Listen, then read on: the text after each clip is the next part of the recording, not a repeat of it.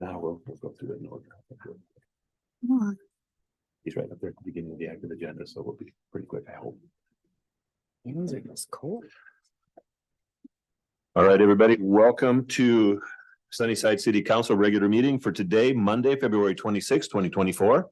For the record, all members of council are present, as are all members of staff who are supposed to be here. So we have the full slate tonight. So thank you, everybody. First item of business is the invocation, and we have someone here to do the invocation. I ask that you please rise for the invocation and stay standing again for the Pledge of Allegiance. Let us pray. Father in heaven, we invoke now your Holy Spirit to preside over this meeting. Father, we have many subjects and there's many comments from the public. We ask you that your will be fulfilled in this meeting. Bless now each person, give us wisdom, and thank you in Jesus' name. Amen. Pledge Allegiance to the flag of the United States of America and to the republic for which it stands, one nation, under God, indivisible, with liberty and justice for all. Thank you. You may be seated. Thank you, Trevor. I was going to make Stephanie do it since she grabbed a seat on the end, but I won't pick on you tonight. All right, first item on the agenda is public comments. The citizens are advised that they must limit their remarks to the city council to 3 minutes. Council may refer items to staff to review and or research for presentation at a future meeting. Recorded comments and meeting sign-in sheets are all public records subject to disclosure under RCW 42.56, and the names of speakers are recorded in the meeting minutes. First speaker we have on the list this evening is Mr. Mike Farmer. Mr. Farmer.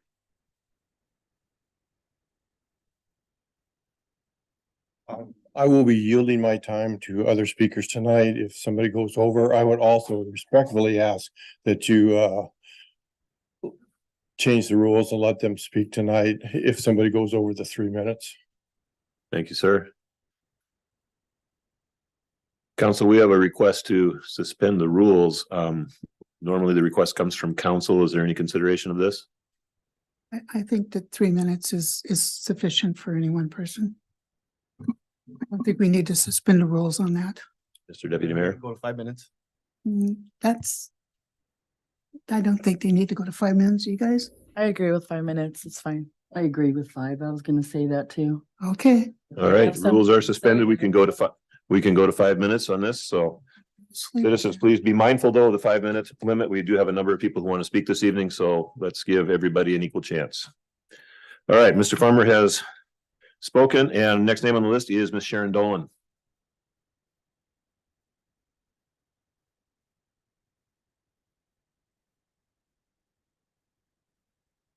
Hello, my name is Sharon Dolan, resident of Sunnyside, Washington. I was looking over the 2024 budget and the IT fund caught my eye. From 2018 to 2024, costs have gone up from under $300,000 to a proposed amount for 2024 of $909,670 for 2024, almost $1 million. From 2022 to 2024, I see the sharpest increase in spending. I realized cities started using in-house IT in 2022. In 2023, there were lots of necessary and good upgrades done to our city systems. However, I could not find any details or breakdowns of completed projects. What was the cost of each project? Were any of the projects held over or not completed in 2023? Where do I find the breakdown for each project? In fund reports from 2018 to 2024, totals listed under Exhibit A of past budgets show the beginning balance, revenues, ending balances, and expenditures. Then they do not match the totals on reports in the 2023. They're on the heading of these reports, 2023 and 2024. The numbers don't match. And then I was also wondering, are the details available for the 2024 IT projects?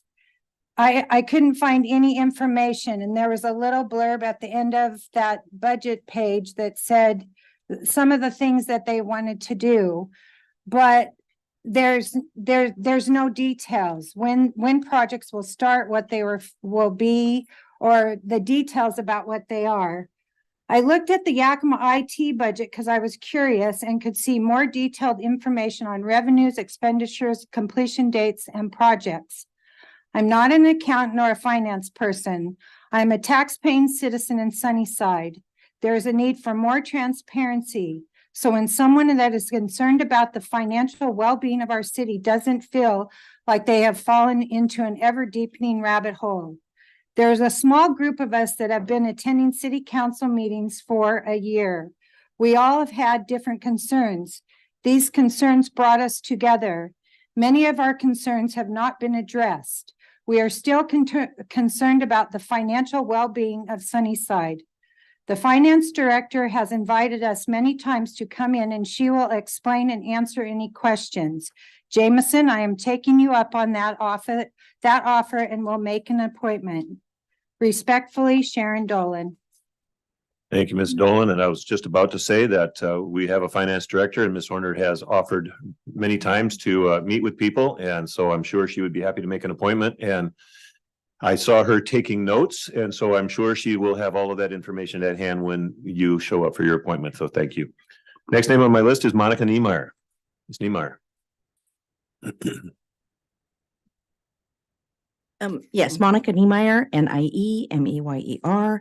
And since I have a little extra time, I'm going to say, I really like that. I could see everything on the TVs. But anyways, so I'll get right to it. So at the last meeting on the 12th, when I spoke, I had a question about the ARPA funds.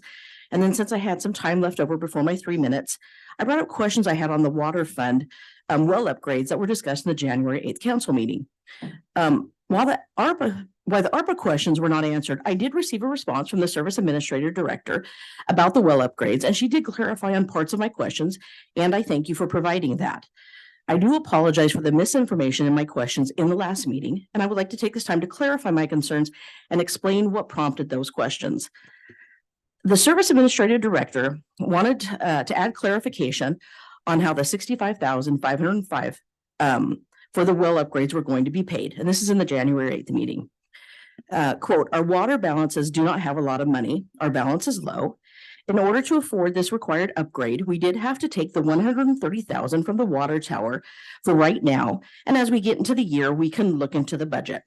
So my question was this, and I apologize for not having all that prepared when I did speak on the phone. This was requested on January 8th. That's 8 days going into the 2024 budget. Per the approved 2024 budget, the water fund had a starting balance of $323,931, with revenue to be at $6,049,180, expenditures at $6,044,660, leaving us with an ending budget of $328,451. So how is the water balance low? Is there a minimum level of water that the water fund needs to be at that maybe we're not aware? It wasn't clarified. In the 2024 approved budget, it did not state that the water fund was low and that any additional spending could put it in jeopardy. So I'm just wondering if maybe that comment was made because there was a threshold there and it just wasn't aware of it. In reviewing the 2024 budget, the water fund I see is comprised of the 410 through 416 accounts. The budget, in that approved budget, it outlines projects totaling only $127,000. However, the capital outlay, in the capital outlay memo, it reflects $1,158,600. So what are the additional capital outlays and why would those not be included in the budget for clarification, especially when the budget expenditures are so high and the capital projects listed are so low? So anyways, that's about it. So thank you for your time. And I'm hoping that being that the administrative director was able to provide the clarification on my initial questions on this the first time, I hope these will be able to answer as well. So thank you. You will, Ms. Niemeyer, and I see that your phone number is here, so they will be able to give you a call, or you can make an appointment to come in. Thank you. Next name on my list is Michelle Perry. Ms. Perry.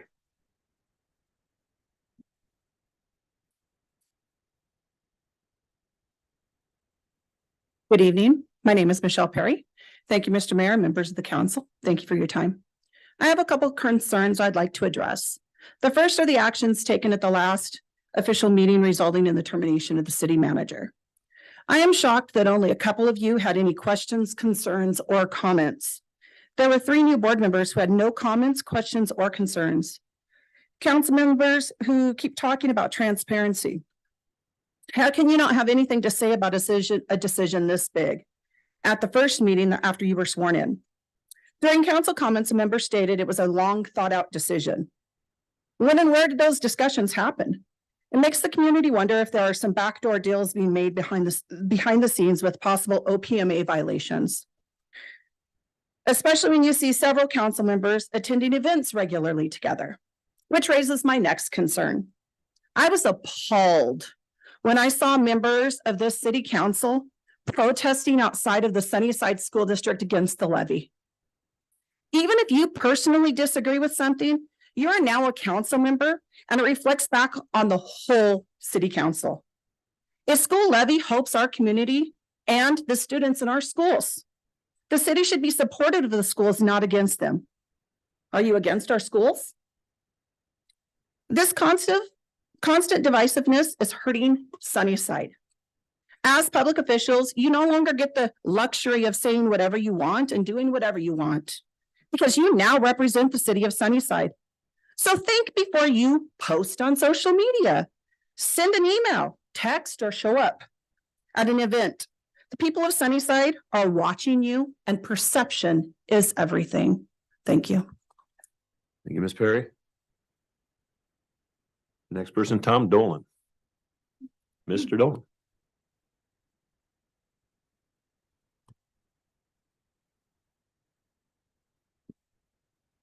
Hello, Tom Dolan. I live here in Sunnyside. And I just had a couple things tonight. I've never been in the basement that I recall of the city hall.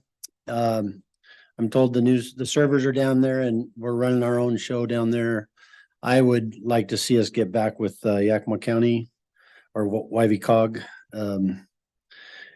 It seems, watching my wife go over all these numbers, that it seems like we were doing a lot better financially by going with a bigger group and having all that work done. So I'm a little concerned about the safety of records. I mean, I've been going over this slightly redacted investigation report, and I came across a lot of stuff in here that doesn't make sense, and it seems a very one-sided thing. But one thing I did notice in there was the volunteer firefighters and the discussions and all the notes that were taken on this and the parts of this that contain information about that. And I was told by a former council member that there is a handwritten ordinance in the basement from 1905, which takes me to the SMCs, and we got rid of a bunch of SMCs and changed them into administrative policy. For what reason? To make things easier. And they're so outdated, 2014. So to me, what about 1905? That's a little outdated maybe. But at any rate, it's still in the basement. It's still down there supposedly. If there's a flood in that basement, what happens to our servers? What happens to our electronics? What happens to our handwritten paperwork, documentation from 1905? What's going to happen to it? So this is the picture that I got in my head, and I thought maybe we should do something about that.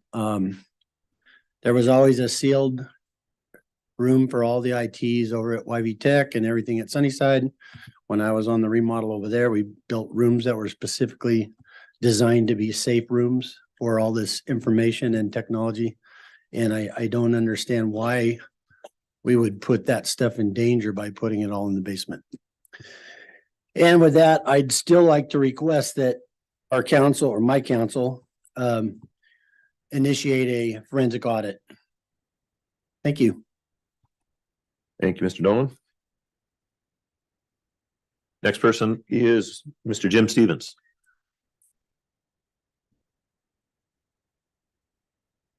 Jim Stevens, Sunnyside, 328 Grandview Avenue. I'll give my time to one of the other speakers, to Britton Moore.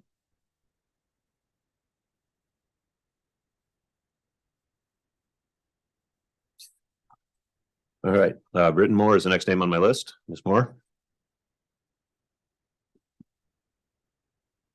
Good evening, everybody. Thank you, Jim, for that.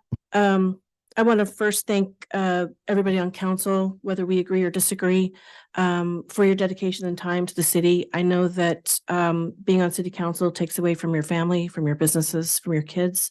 So I just want to say thank you for that. I also want to talk about some comments that were made in the last two meetings by Councilman Hart. 2 weeks in a row, she mentioned something. She wanted to appoint Ms. Horner for city council, or excuse me, for interim city manager. 2024. Excuse me. Sure. Thank you. I'm sorry. That's okay.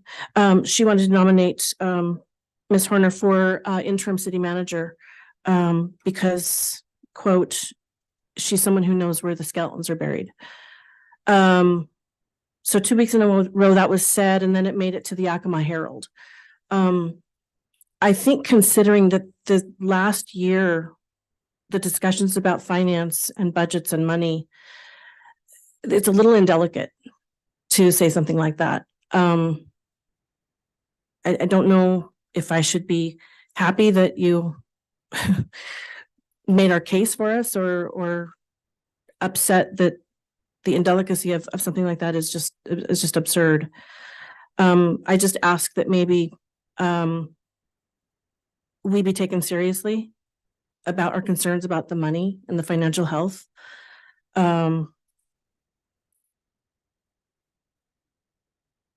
We have a list of disastrous events.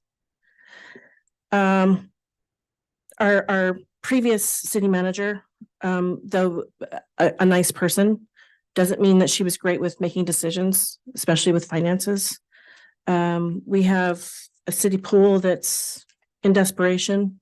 If it wasn't for Rotary, there would be no swim team. We have Festival of Trees 2 years in a row, absolute financial disasters. A warming center that, as we now know, was over $10,000 for 21 employees to sign up for overtime.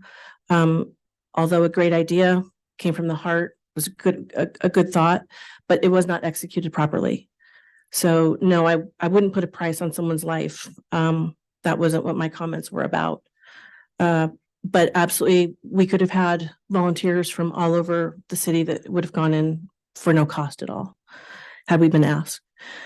Cinco de Mayo, a massive financial disaster. The second national night out, not the first one, which was actually for the police, the first Tuesday in August, but they had one on Friday. Again, financial disaster.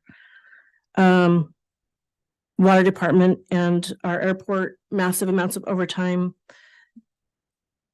I am asking again for the fourth time, maybe fifth, for a forensic audit. And I believe that Mr. Riley said something earlier in the year about a forensic audit and how it can't be done. And it's something that you do internally. That's not what forensic audits are. I'm sure that he knows what they are. I think he may have misspoke. You hire a company from outside, unrelated to Sunnyside, to come in, and they're paid hourly, and you tell them what you'd like them to look at. And it is a cost, but I don't think that we can go on without a forensic audit. We need to know where the money's been spent. I don't think this is something that we can just talk away in a meeting. There's some real issues here. So I'm asking for a forensic audit. We've had well over 20 people, possibly 25, exit the city, people in excellent positions, people with degrees. We currently have many employees who are going to be leaving Sunnyside. And it was because of the previous leadership. I'm hoping that they'll change their mind. But we did have a leadership problem and I'm looking forward to things being resolved. Thank you for your time. Thank you, Ms. Moore. Next person, Sandra Lindy. Ms. Lindy.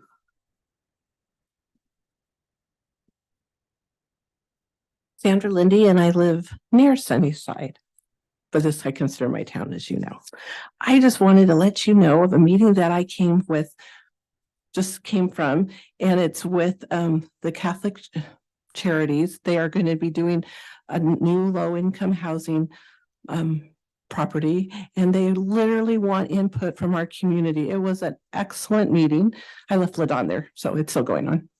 But they want to know what different of the things they should have there, and the sizes and the community pieces and the soccer field instead of the baseball field, because soccer is our sport. And they so want to hear from the community. They're having another one Wednesday at 5:30 at the Inspire building next to Johnson Foods. And they fed you dinner too.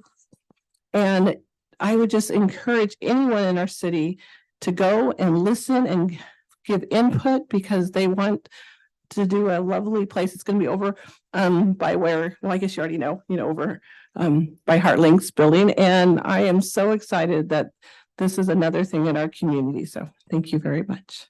Thank you. And I did it in my 3 minutes. You say this is a project that we actually don't know about. We do know about an apartment complex that's going in, but it's not related to Catholic Charities. So this is not one that we've heard about yet. I'm sure you'll get to know about it. We tend to find out about those things eventually. All right, and the last name on my list is Ruby Medina. Miss Medina, are you here or are you online?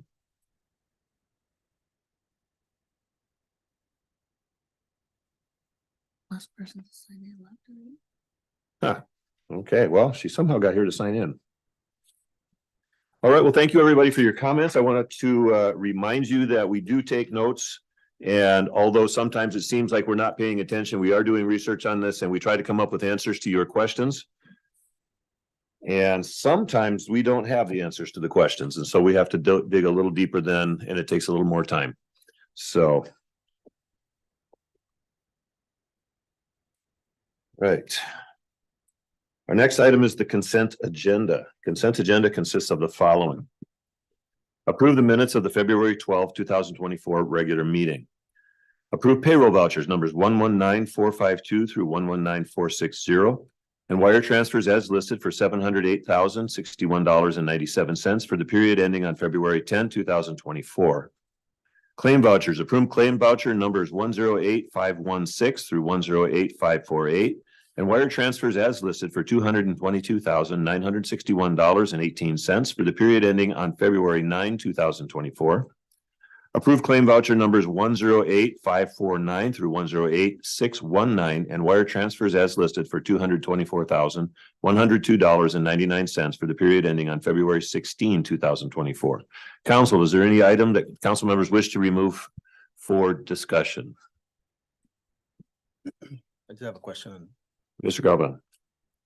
Transaction 1676. Could you speak into your microphone? Transaction 1676 for the Apple Valley Interpreting Services. So I know I saw last week where we get charged if the trial is canceled for interpreter services. Is that in the contract? Do we know? Ms. Horner, you have the answer for that? It is in the contract with Apple Valley Interpreters that if we schedule them a certain amount ahead of time, and if they're not canceled, I don't know the contract off the top of my head, but within a certain time period, then we're still obligated for those charges. Is there a way you could email me maybe tomorrow, the contract, so I could take a look at it? I can and actually, since I think you're going to be at City Hall on Thursday, I might be able to have it for you by then. Those contracts are actually administered by the court staff. So I'll have to request it through them because the court sort of operates on its own, sort of separate from us. Okay, thank you. Okay, your question is answered? Yeah. Okay. So other questions from council on this? Anything that they'd like to remove? Seeing none, what is the desire of council on this item? To approve the consent agenda. I'll second it. All right, we've got a motion by Counselor Beeler, second by Counselor Ripley to approve the consent agenda as presented. Is there debate on this item? Hearing none, all in favor of this motion, please signify by saying aye. Opposed, no. I too vote aye. Motion passes. Active agenda. First item on the active agenda is a Japanese beetle presentation to receive a presentation from Washington State Department of Agriculture regarding the Japanese beetle. And we have the Japanese beetle eradication coordinator, Mr. Camilo Acosta with Washington State Department of Agriculture to provide a presentation. Mr. Acosta.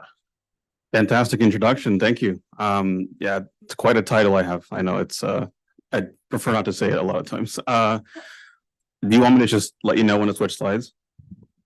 Okay. Yeah. So I'll pretty much I'll give a quick history of the project, not just in Sunnyside, but just in the Yakima Valley in general, and actually in our state and country's history with this past really quick. Talk a bit about what the eradication project has looked like so far, and then I'll talk about Sunnyside specifically in the last third of the presentation. Next slide, please.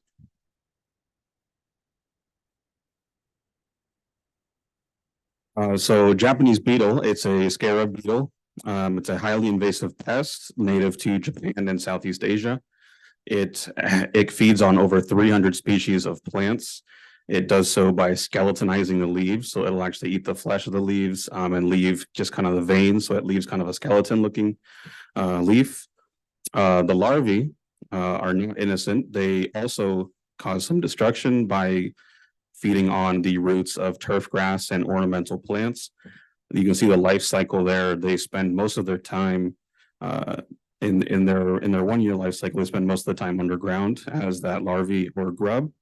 Right now, they're probably about 6 inches underground. We've had kind of a milder winter, so that's kind of where they're hanging out right now. You can see that map of the United States. The Japanese beetle has actually been in our country for more than 100 years. Since its introduction in New Jersey in 1916, it slowly made its way west. And you can see the purple states there in the counties. Those are what's considered just generally infested. And as you move west, you'll see a lot of places where there's no populations present, but you can see in Yakima County in Washington where it's labeled as us having an ongoing eradication, which is the case. Next slide, please. So usually we do survey for Japanese beetle every year. We've done so since the 90s. And usually we catch some beetles at SeaTac Airport. Beetles actually do, like to travel in style like that. They come on airplanes all the time.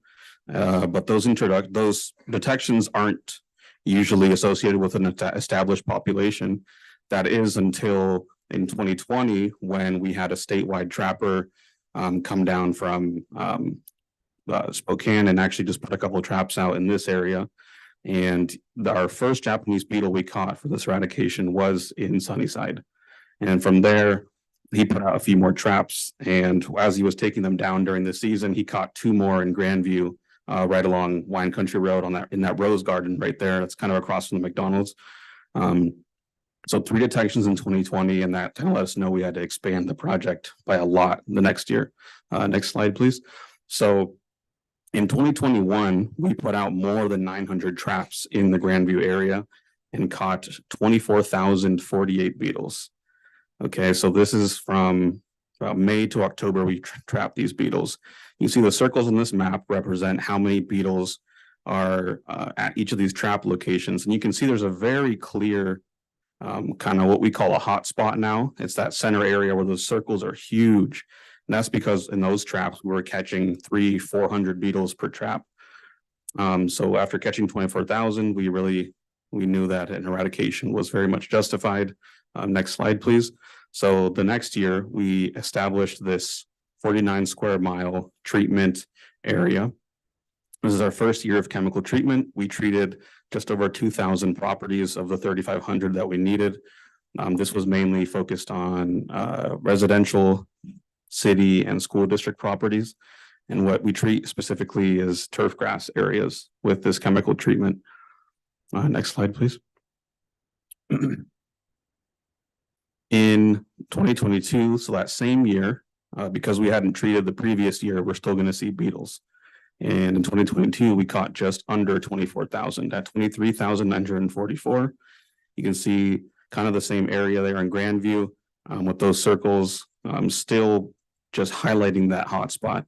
And if that map isn't very zoomed in, but if you know Grandview and you know the area on Euclid, where all the schools are in Euclid Park, and you keep going south and you get to Dykstra and those parks, that stretch right there is where the hotspot is. And there's a lot of neighborhoods in there, a lot of grass. Next slide, please. And so 2022 was also the first year that we detected beetles in Wapato. That was from a member of the public reporting the beetles to us, actually. They actually had heard me on a radio program on KDNA and reported the beetles after hearing about them. So that was a really great, it was great that they reported them, but not so great for Wapato because we did catch 186 beetles there. We'll move past this slide. So in 2023, we've now had 2 years of catching tens of thousands of beetles. We then extended the treatment area to 74 square miles. That's that outer purple area. So we're kind of year by year inching towards Sunnyside. And for example, last year in 2023, with this expansion, we treated Black Rock Creek Golf Course, which was a huge swath of land for Japanese beetles to lay eggs in. They're very cooperative because they obviously don't want Japanese beetles laying eggs in their perfectly manicured grass. And so we treated almost 3,000 properties in this area. You can see the breakdown there. Next slide, please. Actually, you can skip this one as well. There we go. And now we get to detections last year in Sunnyside. We hadn't really had very many.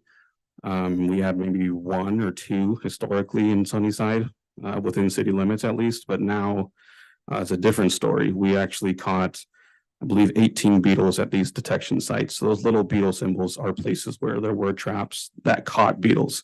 So many more beetles, many more traps than what these detection sites represent, because it's very dense, very densely trapped in this area. But so 18 beetles.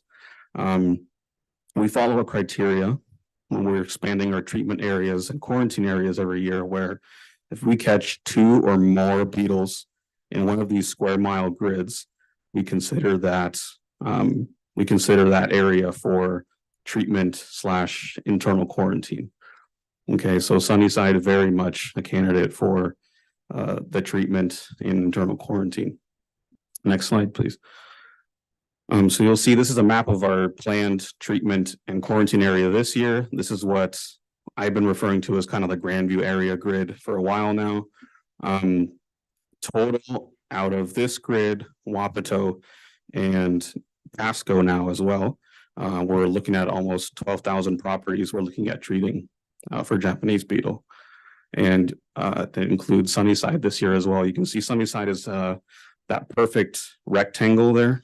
Kind of in the north of the shaded red area in the northwest part of it. Next slide, please. This is Wapato. Actually, you can skip the next slide. Yep, Pasco, and then here we go. Yeah, so I'll zoom in on Sunnyside. In Sunnyside specifically, we're looking at just over 3,600 properties. We're looking at treating residential, city properties and school district properties. And this is just a map of the parcels in the Sunnyside treatment area. What the colors represent is the yellow outlines are properties that we are still waiting to hear back from. So we actually only work on terms where we need to have explicit consent from the homeowner or renter, that our contractor can access their property and perform the treatment for free. So yellow is we're waiting to hear back, and green, you can see there's quite a few people that have responded to us already and given us permission. So these letters actually hit mailboxes. I want to say it was February 7th or 8th. I started seeing the first trickle in through the mail. There's a lot of options to sign up. You can sign up online on our website. You can turn in a physical form to your local city hall, and we work with all the different cities to do that. Sunnyside is no exception. And then from there, after they give consent, We work with our contractor and they're then notified 48 hours in advance, and then the treatment happens between April and June. So those 3 months are when we're doing these treatments all over the Yakima Valley and in Franklin County. And these treatments are dependent on legislative funding. Next slide, please. So this is just a little snip of what the consent form looks like that everyone got in the mail. If you live in Sunnyside, you would have got one of these for sure. Unless by our aerial view on our maps, we saw that you didn't have anything to treat, maybe you don't have any grass areas, then you would have been taken off of that list and not received anything. A lot of warehouses and stuff like that. You saw the whites on that map as well.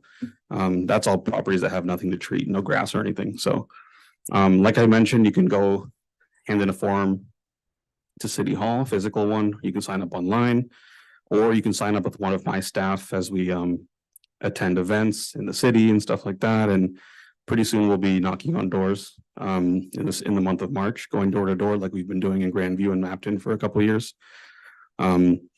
Next slide, please. A little bit about the product itself. If you have concerns or want to read up about it, there's the name for you, Acelepryn. Unfortunately, I don't think I have the active ingredient large enough to read, but it's chlorantraniliprole. If you just get Acelepryn down, it'll get you to the active ingredient really quickly. It's a low risk insecticide, and we apply it from April to June to turf grass. And what we're doing is we're targeting the late season larvae or grubs. So we're not actually, once we treat in April, we're not killing the grubs that are in the ground right now. We're trying to kill the ones that are going to hatch in the late summer, early fall. So we will still see beetles this year with the treatments because we didn't treat last year. So there's kind of that lag of 1 year between treatments and then seeing results in treatments. And we are seeing results in Grandview and Mapton. Last year, we caught just over 19,000 beetles. So we caught 5,000 fewer beetles last year as a result of these treatments. And in Grandview, we're only getting about 45% consents right now. So that number could be a lot higher, and we could kill a lot more beetles if people were replying to us. But that number I expect to go way higher this year, as we're getting a lot of people replying to us in those areas that are kind of more used to it now. But yeah, just to understand that, it's really important that we're going to treat, but we're not going to kill the beetles that we're seeing this year. And we get a lot of questions from the public about, I'm still seeing beetles in my yard. What's going on? Another thing I want to touch on is this treatment does have to happen every year. So we will ask residents to sign up yearly. It's not just a one and done deal. That would be amazing. But the example I like to give is in Beaverton, Oregon, a suburb of Portland. They've been battling a similar size infestation for about 7 years now. So that's kind of the time frame it takes to eradicate a population this large, 5 to 10 years. And they are using pretty much the exact same tactics that we are, same product, same delivery method. And with the next slide, another huge component of the project, which is the internal quarantine. So because you guys are neighbors with Grandview, you may have heard about this internal quarantine or driven past one of our signs on the freeway saying you are now entering or now leaving a Japanese beetle quarantine area. The goal of this quarantine is to prevent articles that could transport Japanese beetle from leaving the quarantine area. Now, they'll really, and thus transporting Japanese beetle. We're concerned about adults and soil. Larvae, because larvae can be transported in soil, and the adults can be transported in things like yard debris, hot binds, and cut flowers. So the big one that I've had to work on for the last 3 years is yard debris. Some of you may also be familiar with the Grandview, that free yard debris drop-off in Grandview. That was established by the department for residents in that existing quarantine area to drop off their yard debris for free, kind of to mitigate the impacts of not being able to transport yard debris to Zilla, or you used to be able to do it in Outlook, but not anymore, or all the way up to Terrace Heights or wherever you wanted to dump your yard waste. We want to prevent that because those methods transport Japanese beetle, and that is most likely how Japanese beetle got from Grandview to Wapato and from Grandview to Pasco. and then to Grandview from who knows where. And so the solution that we're looking at in Sunnyside, we've been hoping to, for a couple of years, we've been hoping to work with natural selection farms. And now that the quarantine is actually expanding to include them, it's my understanding that natural selection farms used to accept yard debris from the public, and they did so for a long time. And then they stopped because of the concerns about the quarantine, among other reasons. But now we are hoping, working with them, we will have them open up to the public again for free for everybody in this area, so that residents can take their yard debris there. You know, residents, landscapers, the city of Sunnyside, when you guys, you know, prune trees and stuff like that, you guys can take the debris to natural selection farms for free. This is all, again, the goal is to prevent us from spreading Japanese beetle to other areas in Yakima Valley. Next slide, please. And now my final slide here is just kind of highlighting, you can see I gave the same presentation to Pasco last week, and I'm giving it to you guys now. But just things that we would kind of need, so the support we need from the city is, especially, I've already been working with a lot of city staff getting larger properties signed up for treatment, because those are high priority because of the just sheer amount of grass that there is. So the city properties, the parks and the schools, I've been working with all the respective folks on getting those places signed up. And then you guys that know the city, letting the department know, and I have my contact information on the next slide, that, you know, any events that come around that we could possibly have a presence at, just to educate people. And that's the other component of our project that's so big, is the outreach. Our goal is to educate the communities that we impact as much as we can, because the last thing we want is to catch people by surprise, pretty much. We think that, and we know that in general, in Grandview and Mabton, people are very supportive of this program, because we don't want Japanese beetle around. It would be extremely destructive and disruptive to the agriculture in the area, which so many of us depend on for our livelihoods. And so it's not that people aren't going to support our project. We just want to let them know that, you know, what we're doing, and be as transparent as possible with exactly what we're doing and the methods and everything, so that we can get rid of this pest together, pretty much. So my contact info is up here, my email and phone number you can reach me at. And that's all I have for you guys. I'll take questions now. Thank you. Council members, questions for Mr. Acosta. Mr. Beeler. Yeah, what do you do with the yard debris that you accumulate to kill the beetles? Yeah, so currently, well, the good thing about natural selection is once we open that up to the public, they're just going to take it and compost it. I mean, that's their whole deal. They're a, you know, huge organic commercial composting company. So it's really a win-win on both sides. We get to prevent Japanese beetle from spreading, hopefully, and they get material to use. And so that's what we do with it. And they are actually also going to be taking the material that's in Grandview currently that we've accumulated. They're going to be taking that as well and just composting it. So Composting it kills the beetle. well, because it's currently in Grandview, that's a good question. We set up that site in Grandview because when we're looking at accumulating this waste, we've looked into, you know, can we treat it with any kind of product? Not really. Steam treatment of the material is kind of cumbersome and expensive with the amount that we have. And so we decided, you know, let's just wait until the beetles die naturally during the season. So if you wait until past the adult flight season, which I think I had it on a slide, but forgot to mention it, we consider the adult flight season from May 15th to October 15th. Oh, don't look for the slide. Yeah, you'll be in there forever. May 15th to October 15th. So we wait until about 1st of November, and then we can move that waste freely, and we can expect it to be completely pest free.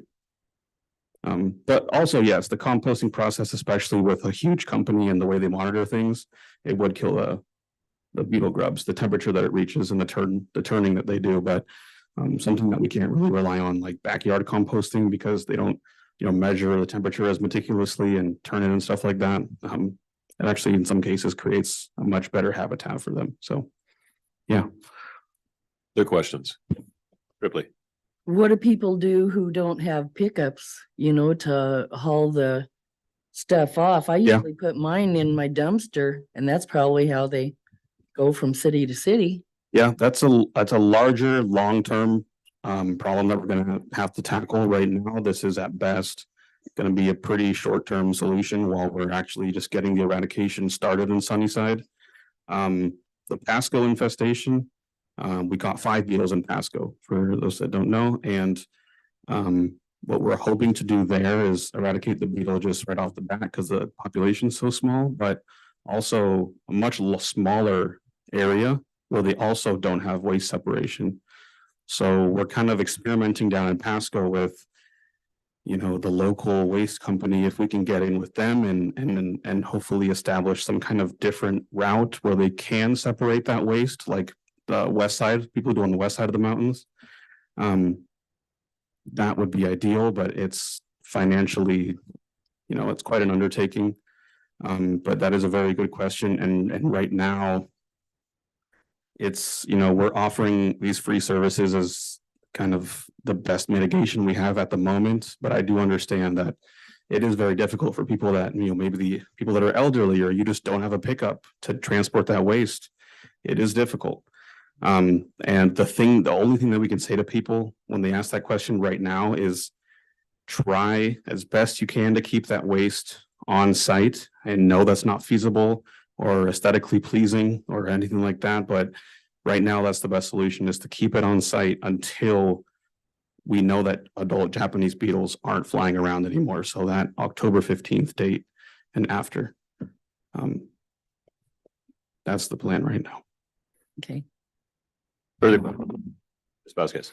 Regarding the outreach, do you guys enjoy tabling like at local city events to be able to hand out information, also have people sign up for these? Oh, absolutely. That's what we do, all this time before treatments and during treatments. Anywhere there's a gathering of more than 2 people, we try and be there handing out information. So yeah, for You sure. guys haven't yet here in Sunnyside, right? We have not, no, this is new territory for us, but we're definitely ready to, whatever. Every city is different, and what works best for outreach, and we're just trying to figure out what works best for Sunnyside. So Sounds good. I got your contact info and I'll Good. be inviting you to a lot of things please going do, on. please do. Thank you so much. Mr. Deputy Mayor. How long has that chemical been in use? Is there any side effects, dangers for the kids and the pets? So acelepryn it's pretty much become the standard product to use in the western states for these beetle eradications because it is so low risk. And it's very targeted, and where that when you apply it, it's pretty much just going to kill grubs that are underground. No health effects to humans or pets have been recorded.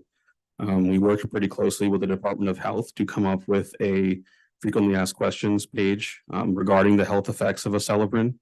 I should have put that link in there for sure, but if you look up Department of Health Japanese beetle, you'll find the page that we collaborated with them to create about, you can read more about the health effects of acelepryn there.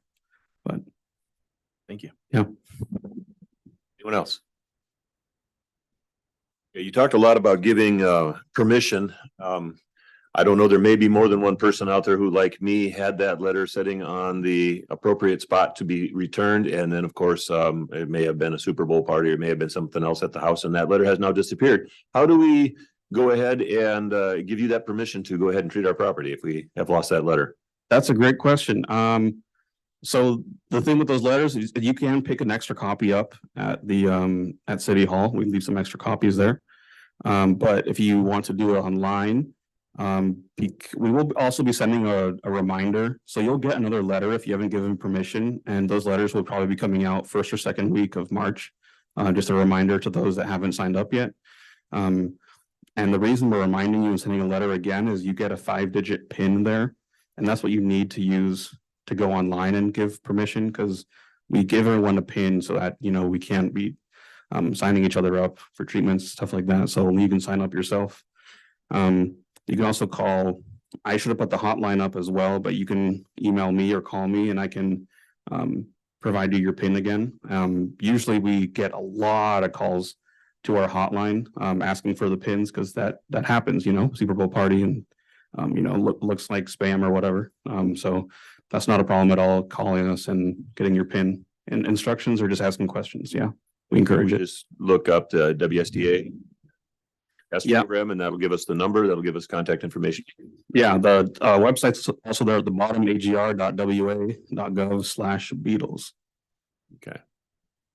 Yeah, I just want to make sure everybody has an opportunity to hear that information. Yeah, yeah. And, and I did actually misplace a letter, so I was one of those people who does that, so. No problem. All right, thank you very much for your presentation, and anybody who has more questions, please feel free to call, get more information, and let's see what we can do to attack this beetle. Thank you. Thank you.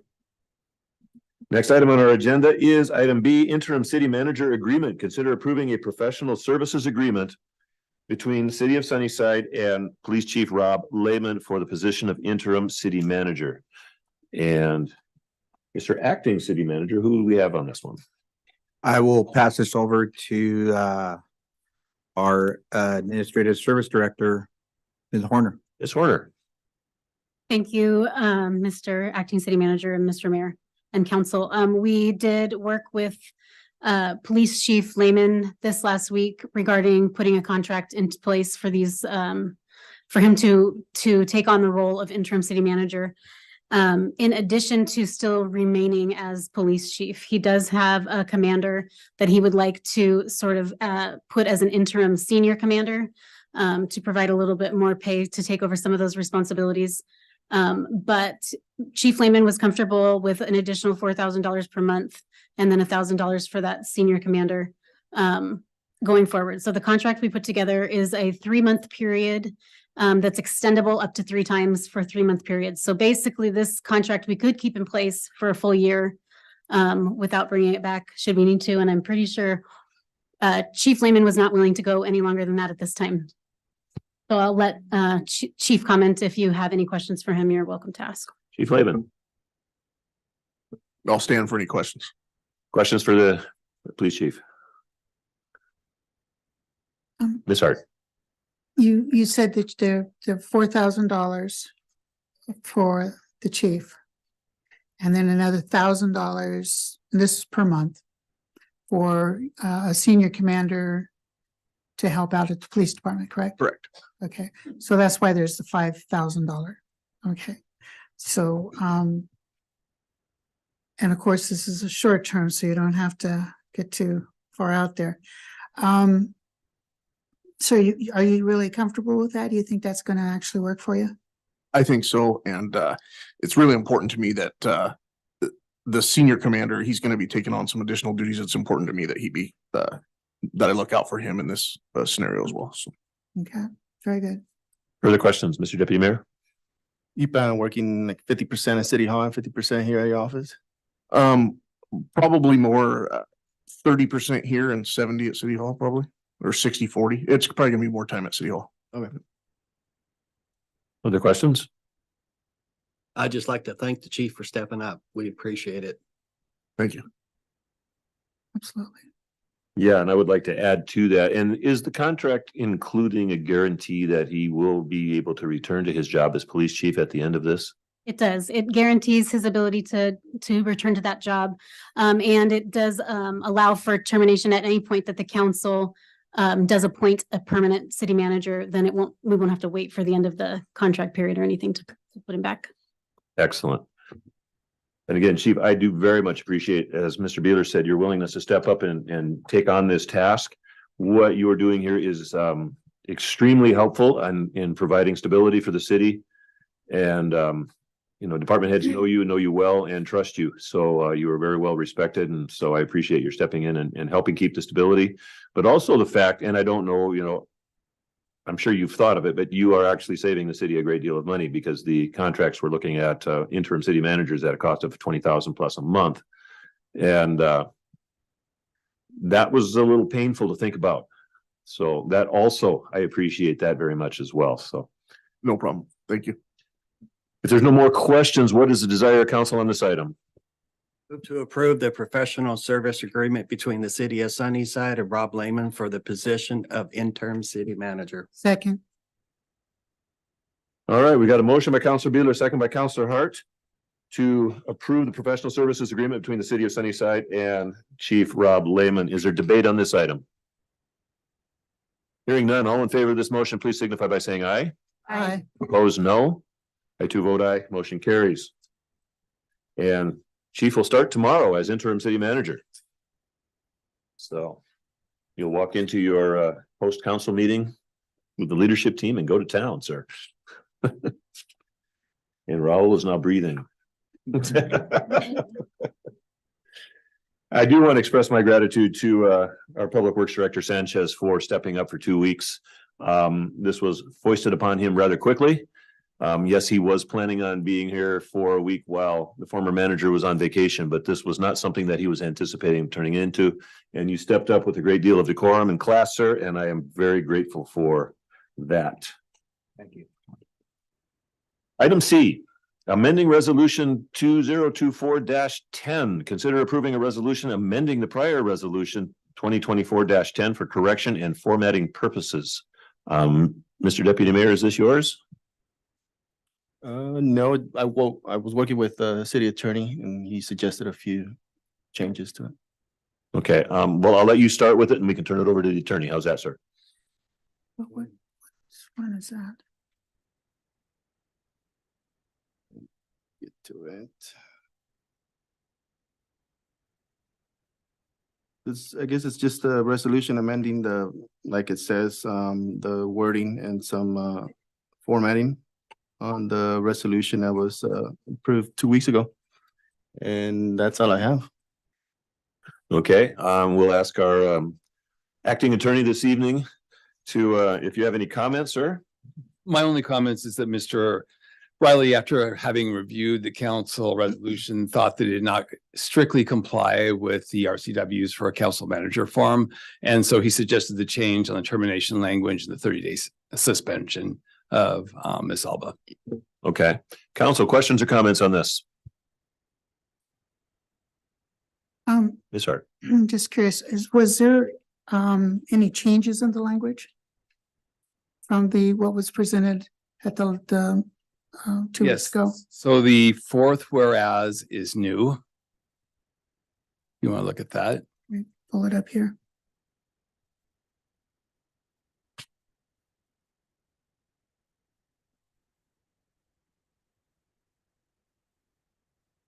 And that's the without cause? Yes. And then number 1 under the now therefores is new.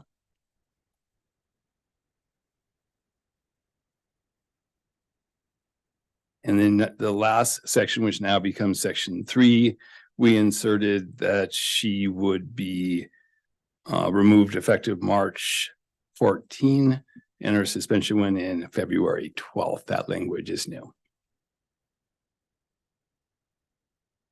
Thank you. Okay. Further questions or comments? Hearing none, what is the desire of council on this item?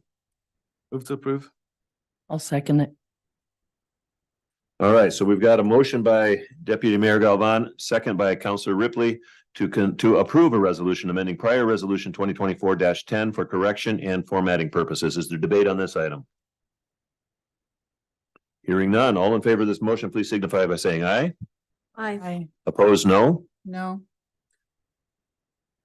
I too vote aye. Motion passes. Next item. Complete Streets application. Consider approving a resolution authorizing submission of a grant application to the Transportation Improvement Board. Mr. Acting City Manager. I will turn it over to HLA Stephanie Ray, who will be going over the grant. Ms. Ray. Mayor, Acting City Council, members of council, thank you for having me here tonight. For those who don't know me, my name is Stephanie Ray. I am a professional engineer with HLA Engineering. I provided city engineering services for the city of Sunnyside for about the past 12 years. And we wanted to bring this to council. This is a unique opportunity through a funding program called the Transportation Improvement Board. TIB is a state agency that relies on collected fuel taxes. And commonly throughout the year, you'll hear something called a fuel tax agreement, and that's where that originates. So this funding program that you have before you is unique. It is outside of the typical TIB programs that we talked to you about. It's also the first year that TIB has had this program. It is a version of their Complete Streets. And the funding for this program came on very sudden. The program was announced February 1st and applications are due March 1. We typically have a little bit more time to work through these funding agreements and applications. And this particular program is intended to target complete streets. For those who don't know, complete streets are sidewalks and ADA ramps, crosswalks, any of those elements that would typically fall within public right of way and would allow for a corridor to be considered complete, typically for multimodal. So in this case, what we're targeting or looking to target is pedestrians. There's a couple of nuances about this funding program that is atypical to TIB in that they have this call for projects. Again, applications due March 1st. Award notices are expected at the end of March. And the nuance is the money has to be spent this year. So we have received confirmation that any unused funds by the end of 2024 would be rescinded. So what that does for us is kind of limit our scope of improvement. So, we would typically look at sidewalks, for instance. Sidewalks have they in themselves some challenges. If we run into like a right-of-way issue, that automatically is 6 months out. So we wouldn't necessarily be able to look at that level of improvement. And council may not know, but we are just wrapping up with an ADA transition plan, which is a compliance document. We've spent about 3 months in the city inventorying ADA accessibility, and I have a few numbers for you guys to consider. So as of right now, within the city, of the existing curb ramps, there's 981 that are not ADA compliant. There are 926 missing ADA ramps. We do have 157 compliant ramps. And as for crosswalks, we currently have 239 non-ADA crosswalks. So in considering this funding program and improvements that we can get constructed this year, we were looking to use the findings of this ADA transition plan to target those ramps that are already in place, meaning that they should have sidewalk associated with them, so we don't get into a bigger ADA issue. So targeting those ADA non-compliant curb ramps, and then also replacement of those crosswalks, which are currently existing but non-compliant. So the funding program itself, TIB has told us the max award amount is generally going to be about $1 million. So the improvements I just listed off to you are millions and millions of dollars. We can't do them all. So with $1 million and thinking about like a complete intersection, that would give us about 20 intersections worth of ramps and crosswalks that we can look at and actually physically construct within this calendar year. The funding does have a 15% match requirement. In past years, Sunnyside has been in 10%.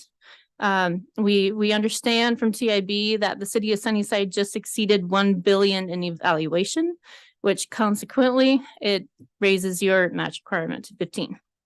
So what we're looking for tonight is a resolution authorizing the interim city manager Rob Lehman to sign, execute an application so we can submit to TIB for $1 million. We're not necessarily looking for the council to have a resolution for the match requirement. That I'll talk a little bit about that, but that's intended to be about $150,000. We'll wait until that agreement comes in. But that funding just for your use would be through the Transportation Benefit District, so the TBD. And this level of project has been on the city's 6-year TIP, so your 6-year Transportation Improvement Program for the last 11 years. So this is a benefit that has been sought out over 11 public hearings. So this would be a huge benefit for the city. Any questions? I'll be happy to answer them. Questions for Ms. Ray? Mr. Deputy Mayor. Oh, excuse me. So on page 3 of your exhibit A, it has a few questions, but I did see that some of the questions weren't answered. So describe the project, the solution, and how it incorporates. That's one of them. And then there's another question on the following page, page 4. Explain the level of community support for the project. Are you gonna answer those before they get submitted? Yes, we will. And knowing that this is our first time presenting to you, city council, and there's, 4 new council members, we wanted to have enough information to provide to you so that you could assess the value with this project and submitting it. However, if it was voted not to move forward with it, we also didn't want to spend a lot of time going in that direction. So some of that was our uncertainty of knowing what council's action would be.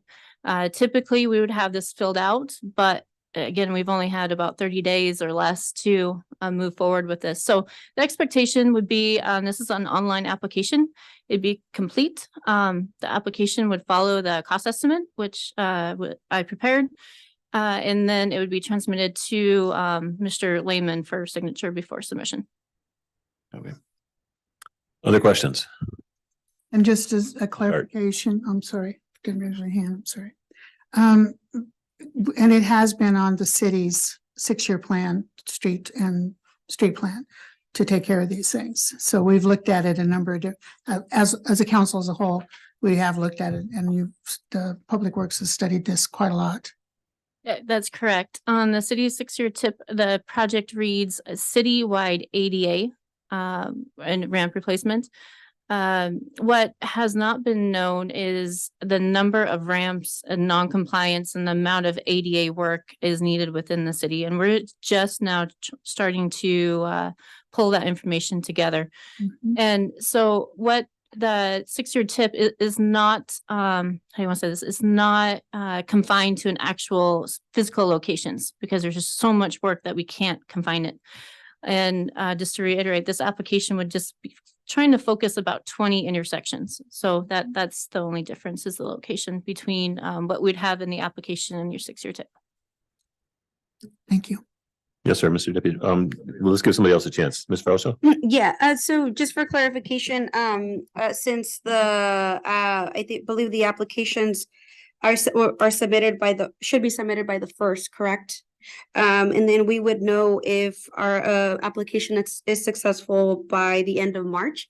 So does that mean that we would be getting the resolution, or it will be brought forth to council like around the 1st week of April, if this is the case? That'd be correct. Okay.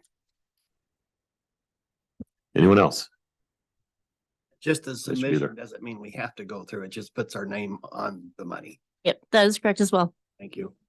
Mr. Deputy Mayor, you had a question? Yeah, and this is covering 20 intersections and 100 ADA ramps? So approximately, if you look at the cost estimate, so we had to make some assumptions on intersections. I mean, typically an intersection will have 4 ramps. Some intersections might have 8.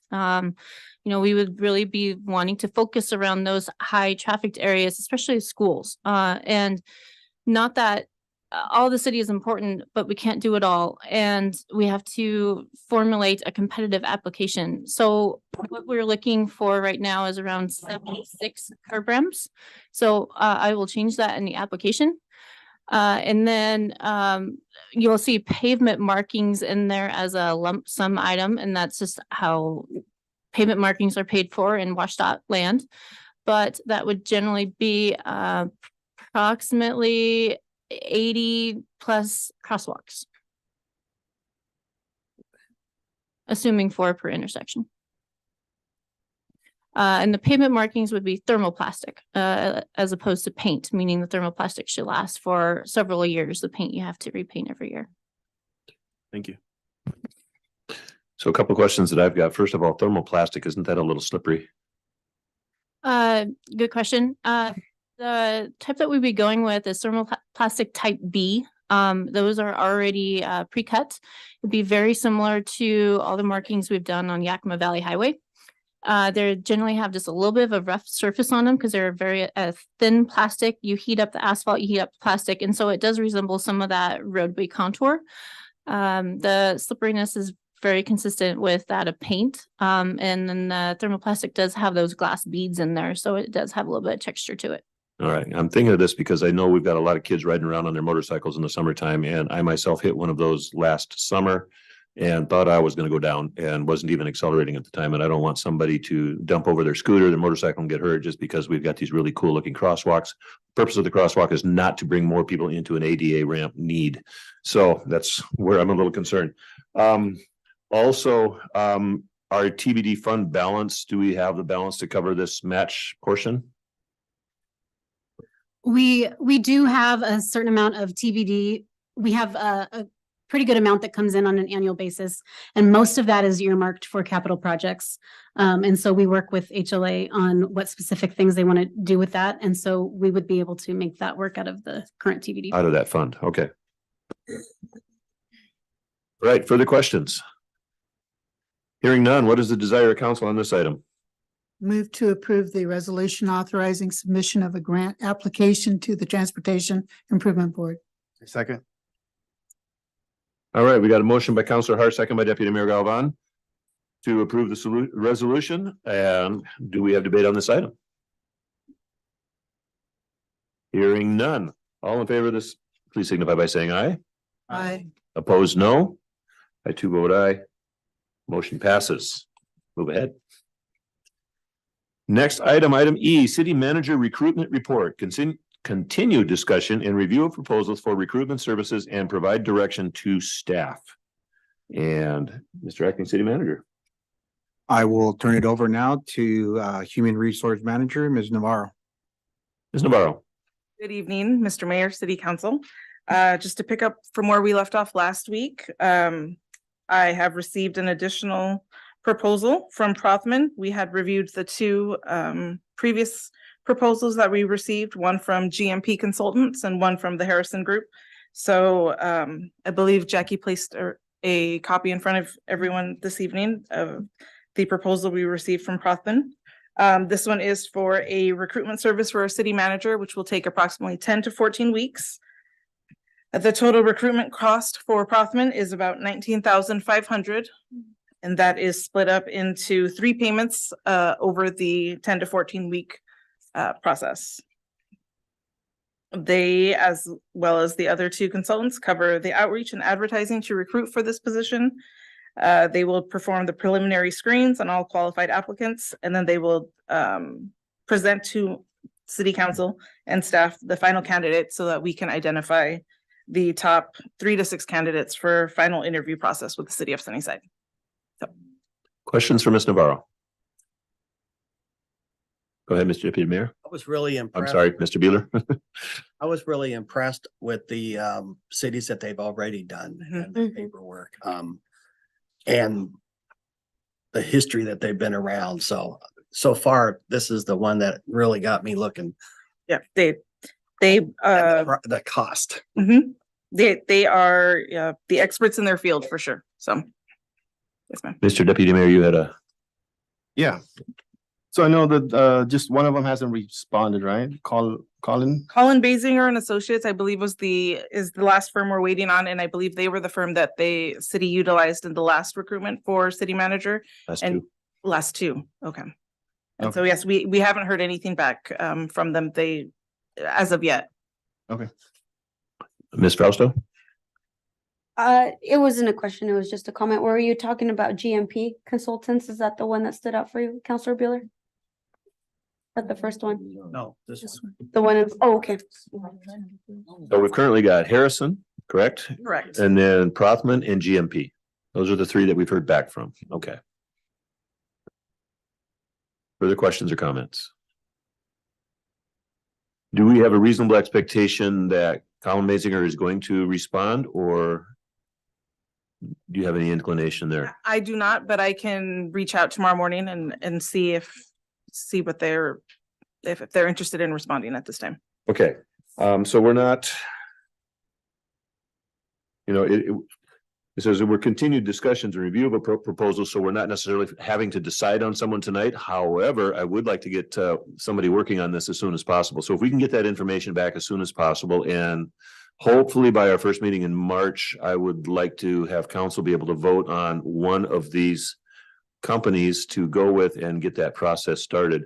I know GMP and Prothman both have experience, so those are the two that I'm inclined towards at this point, but I would like to hear from Colin Basinger as well. Ms. Ripley, did you have a question? Okay, so definitely interested in hearing from them. I want to get the widest range of choices that we have so we can examine that and compare them and hopefully make the most intelligent choice that we can. So any further questions from council, comments? Thank Lucia for your ongoing efforts on this. Thank you. Yeah, this is a big job, so. All right, so carry on and we'll go from there. Next item is item 4, items from council member, mayor's appointments for boards and commissions. We haven't taken any steps on this yet, and so don't have anything to report there. I know we do have at least one individual who has indicated that he intends to resign from his position on the, I believe it was the museum board. Do I remember that correctly? Yes. Mhm. So that is a position that we will need to fill. Mayor, we don't have a museum board. I'm sorry? We don't have a museum board. There is one outside of us, but not. Okay, so we don't appoint to that one? Mm-mm. Well, I believe he just stepped down because he was volunteering and he decided not to volunteer any longer. that's probably correct. Thank you for that clarification. All right, so we'll try to make some progress on that one before the next meeting and report back to council on our next meeting in March. Item B, other reports, announcements, and or questions by council. And we're going to start with Mr. Beeler again. Have nothing to report today. All right. And Ms. Vasquez. I was able to attend YV Cog. They had a business, what was it? Their general membership meeting. No, it was, at the fire department. It was like a business watch. That's right. Okay. It was yeah. a business watch, and YV Cog was able to come down, Maria Lopez, and she actually walked all downtown Sunnyside and was inviting all the business owners to participate so that we can all have each other's back and be able to be the eyes and ears and help out our police officers. And, even there's been some more graffiti going around, and that's been pretty annoying. And there's just been a lot of breaking into other businesses. So it was an outreach, and that was a good outcome. However, I do know that Maria plans on doing another one here soon. So when I get that information, I'll go ahead and share that with you all. I also wanted to thank Raul Sanchez, because I saw you were able to go to the senior center and go update them with the things that you've been doing and staying busy and serving our community. So thank you for taking the time to do that. And that would be it for today. And thank you all to all of the residents who are able to come down and participate. It really shows, and it means a lot. It shows that you guys are interested and you guys are staying updated. So thank you for that. Thank you. Ms. Ripley. Yeah, I went to the YV Cog general membership meeting, and what's his name? Byron Gums. He came up with there's some grants out there for soccer fields, either soccer fields or some type of thing like that. And I think we should look into that. It was we don't have to put any money towards it. It's a grant. So Yeah, thank you, Ms. Ripley. And I agree with you 100%. I did pass that information on to Mr. Sanchez, who hopefully pass that on to Parks and Rec, and they can go ahead and get that. I believe that is a grant up to $1 million, and it's a non-matching grant. So yes, anytime we can get $1 million for free, I'm all for it, for soccer fields, baseball fields, or whatever the city deems necessary for our youth athletic programs and keep those kids with things to do. I agree with you 100%. Soccer fields. Yep. Thank you. Ms. Frausto. No major reports other than I also attended YV Cog with along with Councilor Ripley and Councilor Hart. And you just gave the updates. It was really nice to be able to answer some questions along the way about when is the freeway going to open? And I know we got that news that time, and it did seem to open up going westbound on Saturday. So it was really good to be able to share that. And it was a really good experience. I did attend as the alternate, so I wasn't able to vote, but it was a good experience to catch up and really understand what everything is done in the operations of YVCOG. And I did want to take the opportunity to respond to a public comment that was made a little bit ago, because my name was put on record. Well, my name wasn't put on record, but it was alluded to, and there are pictures out there, and I know it was reported, there was sorry, this is echoing. I don't want it to mess anybody's ears up. Around, thank you, Deputy Mayor. Oh, this is much better. About a demonstration that happened outside of the administrative building for the school district. I see Jasper Sundin, who's in the audience. I know you were there as a reporter. And what the public comment was alluding to was that I was present at this demonstration. The way that this demonstration was marketed was a peaceful demonstration. It was not a protest. It also was not a protest against the levy. I would never talk someone out of giving resources to our students when we are definitely living in a moment and in a community where we need more support for our students and our families. So I just want to make that very clear, very clear. I also will go back to Mr. Riley and have a conversation about my presence at demonstrations. As far as I know, we live in a state of democracy. It's not a dictatorship. And as far as I know, the Constitution also gives me the right to freedom of speech and peaceful assembly. Mr. Dolan is actually reading the first three words from our Constitution, we the people. And so I just really want to make that clear. I know that I work for the community, and as a resident of the community, as having family in the Sunnyside School District, as having been through the school district myself, us in leadership positions are subject to public questioning. We are subject, and we should also be transparent in everything we do. That's why I am responding here. That's how I showed up. I showed up in a capacity as a resident. I also showed up, I think, with every right to ask the questions that I have a right to be asking. Again, it wasn't a protest. It wasn't a personal attack. It was a peaceful demonstration. Many times we've seen it happen in history with the great Martin Luther King, and many of our congressmen joining him on the walk around across Selma and Alabama. I'm not in any way comparing myself to the great activists during the civil rights movement, but I am making a case that I believe I do have a right to freedom of speech and peaceful assembly. And I also understand that I am working for the city. So everything I do with great stride, and I think I do it with the best of intention. I am also human. I may fall short along the way, but we do live in an imperfect world. Doesn't mean we don't strive for perfection nonetheless. So I will reach out to Mr. Riley, who is our city attorney, and I will make sure I have the answers, and I will make sure that anytime I proceed and I am representing the city, I do it with the utmost respect and diligence.